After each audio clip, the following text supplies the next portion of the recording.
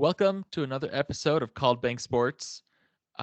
We last week we talked a little. We hinted at that we wanted to do a fantasy basketball league. We've decided to go with ESPN instead of Sleeper. We think that might be a little easier for everyone. So go ahead and check the description and the linked the pinned comment for the link to join that. It'll be a ton of fun. The cap is 20 people, so you might want to jump on that soon. Um, Everyone's invited. You don't have to be a subscriber or anything. So if you want to invite a ton of your friends, you're free to, but there's only 20 spots. So hop on that. And Nate and I were discussing a prize for the winner. This time we're thinking whoever ends up the winner, the champion of the league, we're going to send a Utah Jazz swag pack. It's going to be like a hat, we're going to figure out exactly what's in it. It's probably going to be based around a hat and some socks. So hopefully that'll be fun. Invite all your Jazz friend buddies. And I'm excited for this, but this past week it was kind of like training camps are going. We finally got to talk to the rosters, get some updates on the team. So there's still not a ton. We're still like in the middle of the off season, but let's get into that and talk about some updates with the Jazz. So, I feel like Quinn Snyder mentioned a couple injuries, and that's definitely the biggest thing to talk about. However, I am going to do my favorite quote from training camp, which I believe was Hassan Whiteside, talking about how he thought Quinn Snyder was just a really stressed out, anxious, just kind of angry person because of the fact that he only ever sees him on the sidelines in games, and just how Coach Q looks absolutely just hairs everywhere. His hair's everywhere. He's breaking clipboards, always going at 100, and just apparently how chill Coach Q is when it's not in the game. Really threw Hassan Whiteside for a loop. So I thought that was really funny to see how expectations did not meet the reality for Hassan Whiteside. But that was probably my favorite listen of all training, of all of the interviews, was Hassan Whiteside's, just because he was talking about just how amazing the Jazz organization is, which really I feel like he didn't need to say. Like, he could have come in and just said, yeah, I'm here to win a title, good team, like all of these things that are true, but he talked a lot about the organization, and that was really cool to hear. Yeah, that's one thing I like about the Jazz is like the Jazz that we're probably never going to be one of those like the Lakers where once you have LeBron, all the veterans are trying to go there to win a championship right now. The Jazz probably aren't ever going to see that luxury, but it's kind of a blessing in disguise because we get players who fall in love with the organization, because right now we've been hearing a lot of good things about the Jazz organization. There has been a little bit of drama with like how the Donovan Mitchell injury was handled, but it's good that we have players who actually want to be here for being here, because that's one thing. Like in Utah, if you can love Utah, the Utah fans are going to love you 10 times more like back. So no, I totally agree. And I do love how the drama with Donovan's ankle injury is not letting him play soon. It's not drama like in Golden State. Oh, did they push Kevin Durant to go back too soon? And then all of a sudden he's out for a season and has these lingering injuries. So definitely still drama, definitely still an issue, but it is a very different type of drama than I feel like most teams have. Yeah, and I don't think it's the organization not listening to Donovan and like not caring about him. I think they're trying to do what's best for him, and I think Donovan Mitchell's going to be willing to work with them. So I don't think there's anything toxic. I think it's just kind of a misunderstanding, a disagreement that went public. So I'm not worried about anything like that. The Utah's been pretty low drama as far as internal stuff that has made it outside. I mean, other than COVID, but thankfully that seems to be behind everyone. The Utah Jazz do have a 100% vaccination rate, which is awesome. Regardless of how you feel about that as an issue, the very minimum, we know that we don't have any players the Jazz don't have players that have to be locked in their rooms or sit in different sections of the bus, and I mean, statistically are less likely to get COVID. So thankfully, the chance of having an outbreak ravage through the Jazz is a lot smaller, and that makes me feel a lot more confident in the season to come. And speaking of this is more like a public service announcement if you haven't seen it.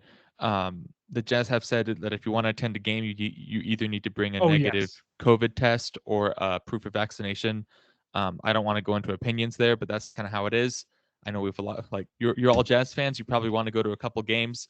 I would hate for you not to see that and then show up and then you can't go because you don't have one of those two. So just keep that in mind if you're planning on going into a Jazz game this season. Yep. And if you're under the age of 12, I'm not sure how long this will be enacted, but you will just have to wear a mask at the games.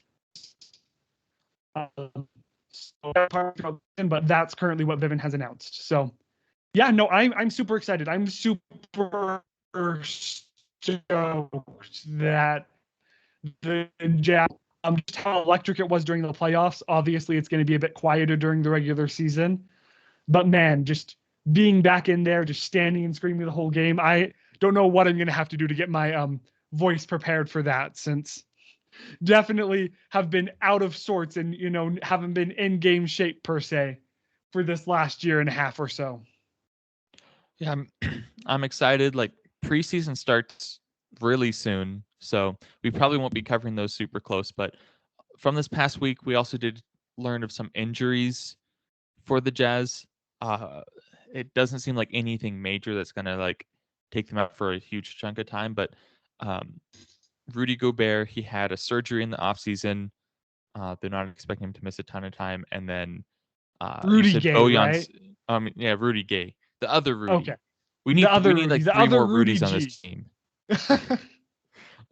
Yeah, so Rudy Gay, not Gobert, had a I was surgery in having the a freak offseason. out moment about how did I miss Rudy Gobert having an injury? I know that Like, we how did I we would miss have a known Rudy that. That would have Gobert been surgery? headlines. Yeah, no. So yeah, like you said, Rudy Gobert, sorry, Rudy Gay. Apparently, this is going to be a real struggle this season. Let's Um, iron this out right now so that it okay, doesn't happen Rudy anymore. Gay. Um, so Rudy Gay had a surgery. He hasn't been cleared for contact yet. He is going to miss preseason guaranteed. This also means that he hasn't really been able to do as many drills with the team, from my understanding, which is kind of a big deal. Like, obviously, he's filling in for George Niang, so that's kind of the end of the bench minutes. But the Jazz are hoping to have him be able to play some better minutes. Like, it wouldn't surprise me if we see him have a game where he plays 20 to 30 minutes this year, just depending on the health of his teammates, depending on the style that the other team's playing. Like, Rudy Gay needs to be able to fit into this team, and he is going to be a vital part of the Jazz's success this year. He was a big pickup for them. So this injury is definitely kind of concerning. In the end, I think what we're kind of all hoping is that this will impact seeding more than actual playoff hopes. But seeding can mean a lot in the playoffs. Yeah, especially in the West. If you watch our West rankings, like 1 through 5, we could see it go any way. And then we had two teams in the play-ins who were like, you know what, we wouldn't be shocked if they ended with a 1 or 2 seed. So the West is probably going to be pretty tight this year unless there's a bunch of injuries. Yeah. And thankfully, the Jazz start off the season relatively easily, right? Home opener against Oklahoma City is going to be a nice way to get your team together. And obviously, OKC is going to care a lot more at the beginning of the season than at the end of the season, right? Like, OKC isn't coming in thinking we're going 5-77 and we're going to get a lottery pick. They want to win, and those At least the players want players to. shouldn't be. Like, I would be very concerned if No, it was like, yeah, especially I'll just with lose every how game. Yeah, especially with how young they are. To put it into perspective, Oklahoma City got to within like 2 or 3 games of hitting the over for their record, and then proceeded to lose enough games to hit the under. So, like, if you were 20, 30 games into the season with the over thinking that you got it, and then all of a sudden OKC just decides to not care for the rest of the season, I feel bad for you. Feel really bad for you. But that puts what we're gonna see from like OKC and Houston in a nutshell, and other teams like the Timberwolves. They're going to care a lot more at the beginning of the year than at the end of the year. So I expect Oklahoma City to put up a fight in the season opener, even with the Jazz possibly not having their full starting rotation. I expect the Jazz to win that game. Yeah, like if they lose, then I would be concerned. Like you said, Yeah. even if we're losing two starters, like the Jazz still should win that game. So It's to be like fair, hey, go for it. I think we need to be careful about being concerned after one game because we were losing our minds after 8 last season and we saw how that went. But I totally get what you're saying. Yeah, it's true. If we go and we start off 4-4, 5-5, like we can be patient, especially since last year we started off that way in a short season. We came back and got the one seed. So um, we'll try to keep our cool through the first 15 games, but losing to OKC at any point is concerning in one way, even if Yeah. it's not going to impact the record too much. Yeah. I did make sure to plan my trip to Boise this season before the season because when I was in Boise last time the Jazz lost in back-to-back games to the Timberwolves. So I am making sure not to repeat that mistake during the season. Hopefully that helps out, but yeah, this is good setup for the Jazz, but while the Rudy Gay injury is concerning, Bojan Bogdanovic also apparently has a shoulder injury, which I haven't been able to find a lot about.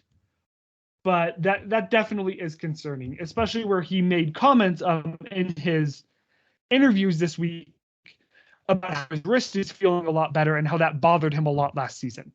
So I don't know what shoulder it is. Hopefully it's not his shooting shoulder. I'm sure both of them suck, but I'm sure that if it's his off shoulder, that'll be a lot easier to come back from. But that is kind of concerning there, If his wrist bothered him as much as it did last season, and he also has some shoulder issues going into the year, like how banged up is he, and what is he going to be able to do this year? Yeah, and like you said, there's not a ton of information on the shoulder. I just found this though that he's expected to be ready for the start of the season, but he's not practicing right now. So Okay. hopefully it's not too major. But like you said, last year he talked about how his wrist was bugging him. Like even a shoulder tweak. Um, I'm not seeing anything about right or left shoulder. But even like a shoulder Yeah. tweak, like even if it's his off shoulder, like it could mess up just a little bit. And when you're talking about like a fraction of an inch can lead to the difference between a shot going in and a shot going out. A little tweak where you feel a little funny can really hurt the percentage. No, you're totally right. And I mean, the most encouraging thing I've seen is from Eric Walden on Hoops Hype, where it calls it minor shoulder soreness. But then it also says in the other articles that he has not been cleared for contact, which I wonder how much is a precaution thing. Like I'm not as concerned about Bojan not seeing a lot of team drills and stuff in training camp, just because he's been with the team a couple years. But both of these injuries are going to impact the Jazz's season, right? And hopefully not too much. But while I'm not like freaking out over them, like if you were to announce that Rudy Gobert was out for the first couple months tomorrow, but definitely still kind of concerning and not going into the season as healthy as I'd like, especially where we're also concerned about Mike and how well he's going to hold up this year. Yeah, and uh, I think at the end of the day, like we're one of the more lucky teams. Uh, we don't really have injuries. They're just like things to look out for. Um, Players aren't at this point aren't going to miss a ton of time. My main thing going into watching into the preseason, um, and like I don't think the injuries will make as big of a deal as we think they might, but like obviously any injury can impact more than just missing playing time. But what I'm concerned about going in is I the pre well I'm trying to gather my thoughts as but like the preseason is the time that you test different things with like if you lose the game in the preseason, who cares? And Rudy Yeah. Gay is one of those players where he's one of those players that will allow us to test way different lineups.